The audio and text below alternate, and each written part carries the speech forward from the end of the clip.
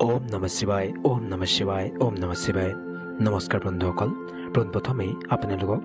শাৰদীয় দুৰ্গা পূজাৰ আন্তৰিক শুভকামনা জ্ঞাপন কৰিলোঁ বন্ধুসকল আপোনালোকৰ যিসকলে মোৰ চেনেলটো ছাবস্ক্ৰাইব কৰা নাই অনুগ্ৰহ কৰি চেনেলটো ছাবস্ক্ৰাইব কৰি দিব বুলি আশা ৰাখিলোঁ বন্ধুসকল আজি এই ভিডিঅ'টোৰ যোগেদি আপোনালোকে জানিব পাৰিব এই দুৰ্গা পূজাত আপোনালোকে কি কাম নকৰিব যিবোৰ কাম কৰিলে আপোনালোকৰ জীৱনলৈ ঋণাত্মকতা কঢ়িয়াই আনিব আৰু আপোনালোকৰ জীৱনত অত্যন্ত কুপ্ৰভাৱ পৰিব সেয়ে এই কামৰ পৰা বিৰত থকাটো অত্যন্ত প্ৰয়োজনীয় আৰু কি কাম কৰিব লাগিব সেয়া বিতংভাৱে এই ভিডিঅ'ৰ যোগেদি আপোনালোকে জানিব পাৰিব বলক আমি এতিয়া ভিডিঅ'টো আৰম্ভ কৰোঁ এই দুৰ্গা পূজাত আপোনালোকে নকৰিবলগীয়া কামসমূহ হৈছে এতিয়া মাংস মদ বা তামচিক খাদ্যৰ ক্ষেত্ৰত মদ মাংস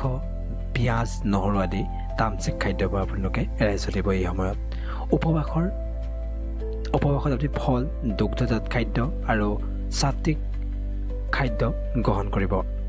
যৌন কাৰ্যকলাপ এই সময়ছোৱাত আপুনি ব্ৰহ্মচৰ্য পালন কৰিব যৌন সম্পৰ্ক সম্পূৰ্ণ এই সময়ছোৱাত নিষিদ্ধ মহিলাৰ অসন্মান সকলো মহিলাক দেৱীৰ ৰূপ হিচাপে সন্মান কৰক এই সময়ছোৱাত অশুভ আচৰণ বা কথা এৰাই চলিব মহিলাৰ ক্ষেত্ৰত সন্ধ্যা আপুনি তৰা চোৱাৰ পৰা এই সময়ছোৱাত এই দুৰ্গা পূজাৰ সময়ছোৱাত বিৰত থাকিবলৈ চেষ্টা কৰিব চুলি বা নখ কটাৰ ক্ষেত্ৰত পূজাৰ কেইদিনত আপুনি চুলি কটা নখ কটা দাড়ি কটাৰ পৰা বিৰত থাকিব কিয়নো ইয়াক অশুচি কৰ্ম বুলি গণ্য কৰা হয় চামৰাৰ সামগ্ৰী ব্যৱহাৰৰ ক্ষেত্ৰত চামৰা জোতা বেল বা বেগ আদি ব্যৱহাৰ নকৰিব বিশেষকৈ পূজা স্থানত প্ৰৱেশৰ সময়ত বিশেষকৈ এইবোৰ চামৰাৰ সামগ্ৰী ব্যৱহাৰৰ ক্ষেত্ৰত বৰ্জন অন্যৰ নিন্দা বা গুজব আপুনি পৰচৰ্চা বা কাৰোবাৰ বিষয়ে বেয়া কথা কোৱাৰ পৰা এই সমস্যাত আপুনি বিৰত থাকিব কাৰণ ই মনৰ শান্তি নষ্ট কৰিব যিয়ে আপোনাৰ জীৱনলৈ কুফল কঢ়িয়াই আনিব দেৱীৰ সন্মুখত অশুদ্ধ কৰ্ম দেৱীৰ পূজাৰ সময়ত দেৱীৰ মূৰ্তি বা প্ৰতিমাৰ অশুদ্ধ কথা বা কাম যেনে খাদ্য খোৱা মুখৰ আগত নকৰিব বিচনাৰ অপব্যৱহাৰ পূজাৰ সময়ত বিচনাত শুই থকা অপৰিষ্কাৰ অৱস্থাত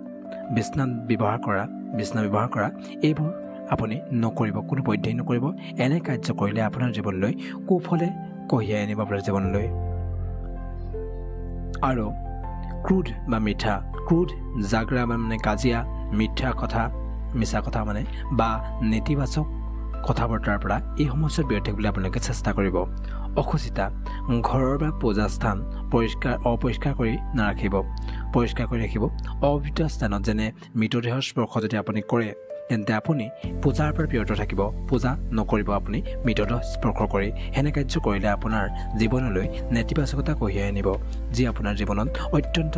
কুফল লাভ কৰিব সেয়ে আপোনালোকে এই কাৰ্যখিনি আপোনালোকে এৰাই চলিব ভুলতো এই কৰ্মখিনি আপোনালোকে নকৰিব যি আপোনাৰ জীৱনলৈ আপোনাৰ কুফল আপোনাৰ দুখ যান্ত্ৰণা কঢ়িয়াই আনিব এনে কাৰ্য কৰিলে কৰিবলগীয়া কামসমূহ হৈছে পূজা আৰু জপ প্ৰতিদিন দুৰ্গাৰ চলিচা দেৱী মহাত্মা পাঠ আৰু ওম দুং দুৰ্গাই নমঃ মন্ত্ৰ জপ কৰিব উপবাস ফলহাৰী বা সম্পূৰ্ণ উপবাস পালন কৰি মন শুদ্ধ কৰি ৰাখিব পবিত্ৰতা স্নান কৰি পৰিষ্কাৰ বস্ত্ৰ পৰিধান কৰি পূজা কৰিব ঘৰ সচি ৰাখিব এইকেইদিনত আপুনি কন্যা পূজা নৱমী বা দশমীত কন্যা পূজা কৰি দেৱীৰ আৰাধনা কৰক আজি আপুনি নৱমী আৰু দশমীত আপুনি যদি কন্যা পূজা কৰে তেন্তে আপুনি সুফল লাভ কৰিবলৈ সক্ষম হ'ব আপোনাৰ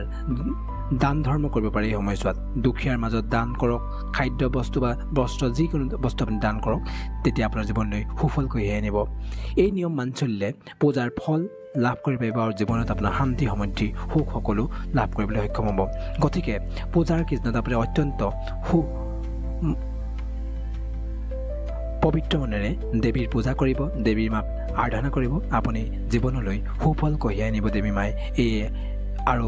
মই আপোনালোকক এই দুৰ্গা পূজাৰ আন্তৰিক শুভকামনা যাচিলোঁ আৰু আপোনালোকৰ জীৱনলৈ শান্তি সমৃদ্ধ এই দুৰ্গা মায়ে কঢ়িয়াই আনক তাৰ এই কামনাৰে আজিৰ ভিডিঅ'টো ইমানতে সামৰণি মাৰিছোঁ জয় শ্ৰী ৰাম জয় শ্ৰী ৰাম জয় শ্ৰী ৰাম